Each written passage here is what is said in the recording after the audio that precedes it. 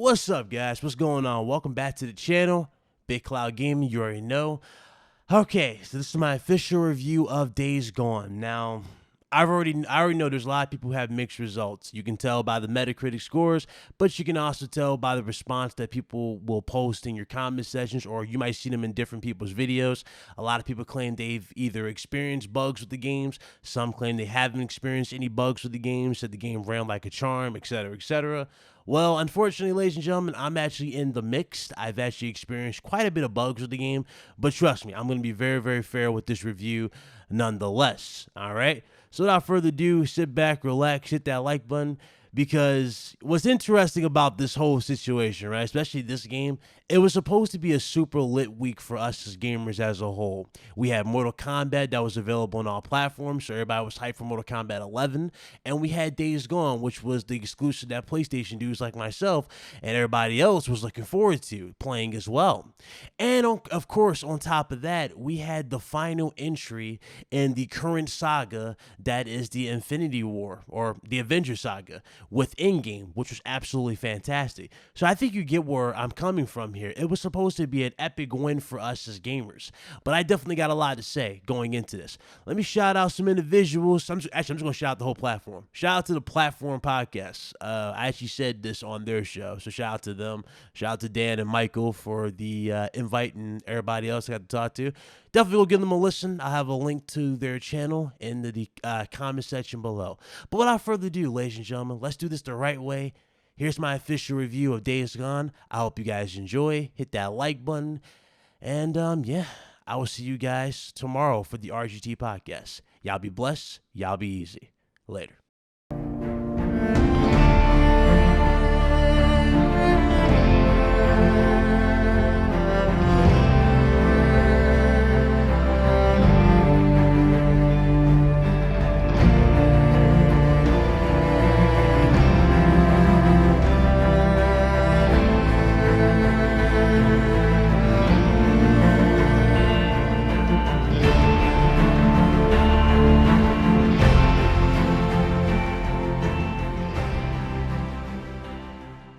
Alright, so let's get into the story of Days Gone. Now, don't worry, I will not be spoiling anything whatsoever. Alright, I'm just going to talk about the three main characters that you guys already know about, and I'm just going to add a little text there and go about my day. Alright, so the story of Days Gone takes place 3 years after the world went to hell after a virus plagued the world that turned civilians into freakers, which are genetically mutated zombies.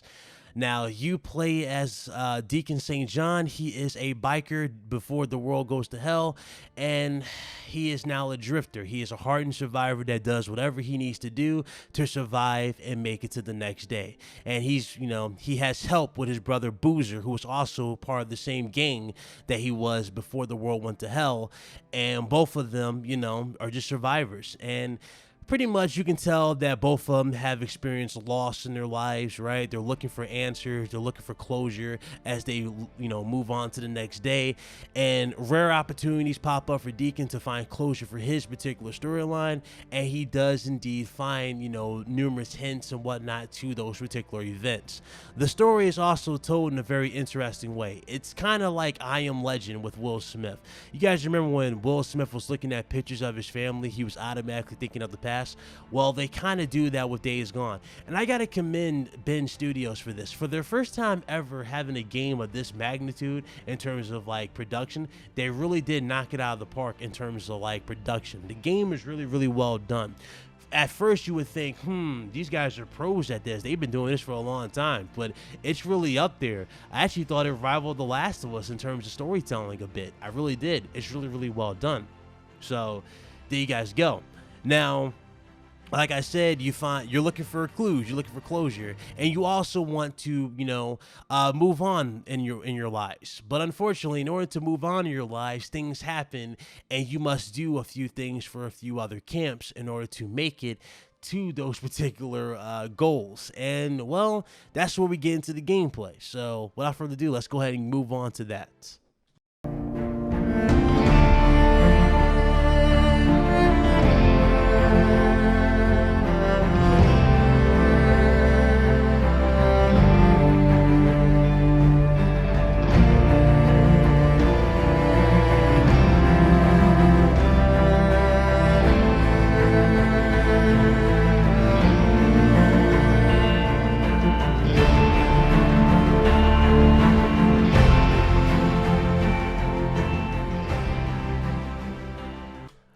right, so now that we got that out the way, let's go ahead and get into why this plays a factor. As you progress to the story, you're going to have to be doing errands for particular groups, right? You're going to be doing it for several groups. And as you do these particular errands for these groups, you build trust. Now, the reason why trust is such a big, vital component to this game, well, as you build trust, they allow you to, you know, pretty much have access to their higher end gear, whether it be parts for your bike, whether it be military grade rifles, explosives, med kits, you name it. All these things play a factor in the long run in terms of being a survivor and being more efficient in combat. And that's where trust comes into play when it comes to these groups. Now, as far as gameplay is concerned, my first impressions of Days Gone was very similar to Red Dead Redemption 2. You guys remember Red Dead Redemption 2, you had to take good care of your horse. Your horse was your lifeline in terms of getting from point A to point B. You needed to do all these things. Well, in Days Gone, that's pretty much the same thing you had to do with your motorcycle. You have to make sure your motorcycle is in tip-top performance shape. It has to be durable. It has to be, you know, armored, all that. You have to make sure that it's in perfect tip-top, shape, and also full of gas, because you're definitely going to be doing that a lot throughout the game. So that's what you need. Now, I know a lot of you might go, well, this game sounds like a game that just might get boring because, you know, you're doing a lot of errands. Well, there's a reason behind you doing these errands and building trust between these groups. Like I said, you need these military grade weapons, etc., and gear because, well, when you get to these guys, you're definitely going to need all you can possibly carry when it comes to dealing with them at the end of the day. More than a year. Boozer 2, Ricky, Schizo, a few others. How many freaks you think I killed? A few. A few. Yeah, but their numbers never go down. You got a point? It's these hordes. Every night there's a steady stream of them up and down the Santiam Highway. Thousands of freaks pouring into the Lost Lake Valley north of the Cascades. Damn! That's right, the Freakers. Now, the Freakers are probably the coolest part about this game, especially when the game is at night. Now, how they work is, during the day, you won't be seeing Freakers like crazy. Like, you will see stragglers walking around the world for sure, but you won't be seeing a crazy influx of them until night. And the reason why is because Freakers are actually, I don't even think they're photosynthetic. What I think they are is they don't like light. They just don't like light. They're more of the creatures that dwell in the dark. You see, during the day, they hibernate in big hordes to create more. And during the day, some of them create nests and try to hibernate or survive the day with in between nests that you're going to have to deal with in order to unlock fast travel points. As far as the gameplay is concerned in that regard, again, they add a whole new level. I'm talking when the music picks up and these things are coming at you from the ceiling, from the left, from the right, above, below, you know, it's crazy. It really, really does get hectic. And it's just, it adds a new level of just craziness to the game. And I gotta say, man, Sony really did push this game to the max, especially Bitten Studios with how many zombies are on screen. I mean, just look at this.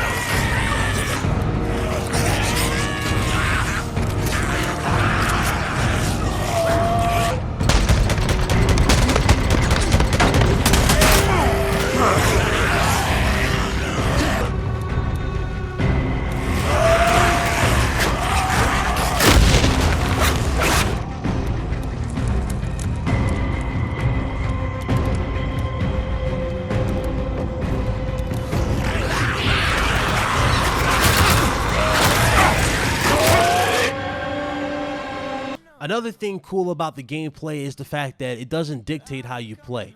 When you go about the game, you can go about like any situation the way you want. You can be stealthy with the situation. You can be, guns out, all ablazing. You can, or just raise, or you can use the environment basically to your benefit and take out your foes. And that's where the freakers come to the play, or wolves or bears. You can use all these things to take out your foes. And I ain't gonna lie to you, it's really, really funny to see like these outposts that think they're so fortified and they talk trash. It's really, really cool to throw like something like an attractor, like like an alarm or something at them, and see the freakers just swarm in and kill them, and you guys just like you look at them like, yeah, you ain't so tough now. That really is a funny it's a funny feeling when you see that, because it's like, yeah, you guys are so tough. That's a really, really cool one as well.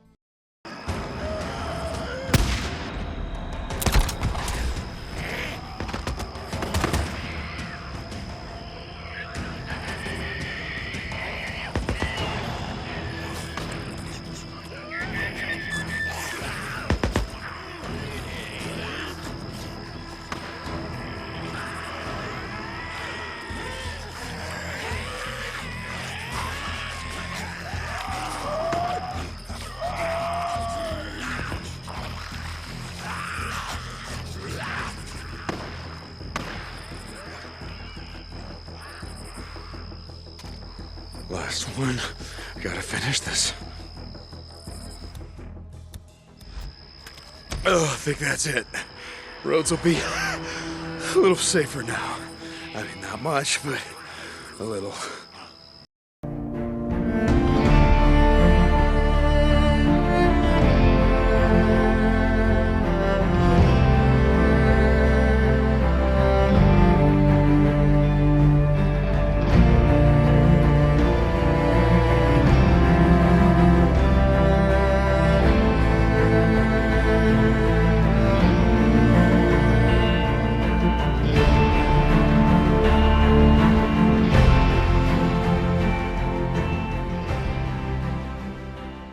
So I talked about the good.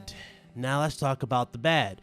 So, the game is great. Like I said, I'm enjoying it, I enjoyed it, and I'm still enjoying it to this day right now. I'm still playing it, but let's just say my first experience with this game wasn't like sunshine and rainbows. Now, when I first installed this game, I was greeted, like everybody else was greeted, with a 13 gigabyte patch. Now, with the 13 gigabyte patch, after I installed it on my PlayStation 4, immediately my game crashed. And here's proof right here.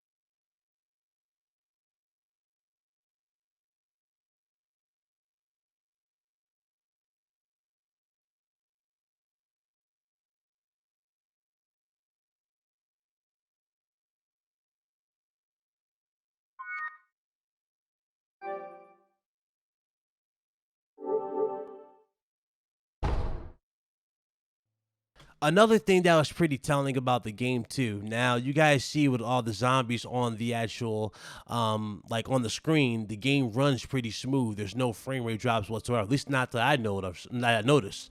Unfortunately, though, when I'm on the motorcycle and there's literally next to nothing on the screen, my game would freeze and my motorcycle would judder. It would run like a slideshow at times. I don't know what that's about. and it's kind of very, very weird. You know, it's like a weird feeling every time you drive. You know, I don't know. It's just stupid. Like, it's like, why is it doing this when there's really nothing around me, you know, that should be making it do this? So that's another, you know, gripe that I have with the game for sure. And here's a funny glitch right here. This was actually my first encounter with a bear, which is part of a side quest, but you know, obviously for the sake of this, you know, it didn't go as planned, as you guys are going to see right now. It's not really yeah, it didn't go as planned, because you clearly can see I'm no longer in danger as the bear is stuck on it in a glitch. So that's another thing. And yes, I even had to take a screenshot and show that to a friend, because I was literally like, okay, that was anticlimactic. So there's another thing there. And surprisingly, there's also another glitch that I ran into. Yes, I was just running into glitches left and right. Now you guys remember in The Last of Us where you will run in front of enemies, and sometimes like they will be like looking directly at you, but they'll walk away like they don't see you.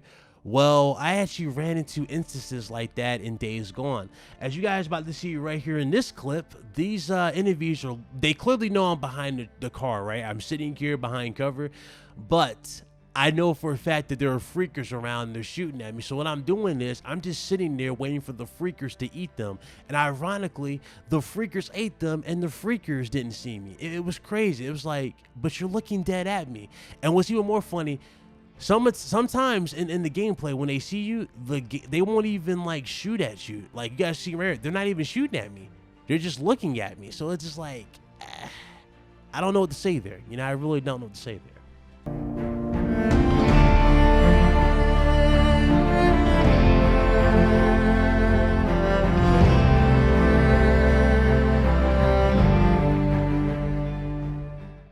So, final verdict. I know a lot of you are going, wow, that was pretty telling, right? And it was pretty telling. It is pretty telling.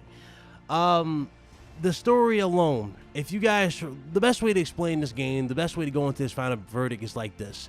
If you guys are really, really into Sony's like deep story-driven games, if you really want a deep immersive experience in terms of a story, then this game is definitely up your alley. It is definitely an 8 out of 10 for the story alone. It is a great story. It's very, very well done. Sony Ben might have a potential sleeper, well, not even a sleeper hit, but they might have a potential franchise on their hands with this if they go about it the right way and continue to take feedback and, you know, push the game in the right direction, and also, you know, just redeem themselves with a sequel, which I'm pretty sure this game will get a sequel.